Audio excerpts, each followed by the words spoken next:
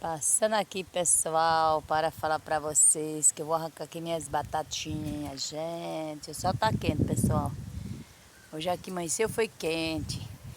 Ó, a fogueirinha de São Pedro, pessoal. Assemos carne nessa noite. Assemos picanha, assemos frango.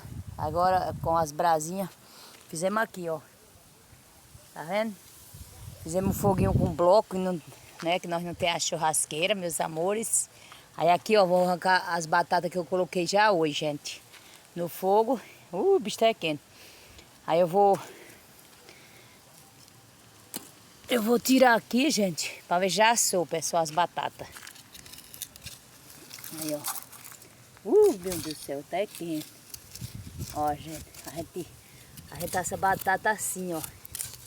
Na fogueira de São Pedro, gente. Cadê, meu Deus do céu? Como tá quente, gente. Ó. Parece não.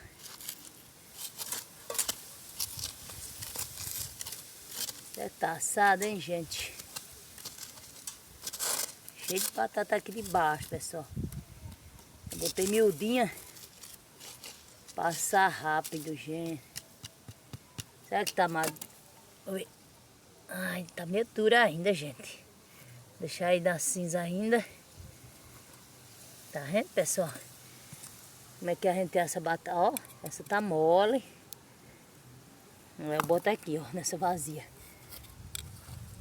Ó, gente, cheio de fogo, ó. Já tá quente, pegando fogo, gente.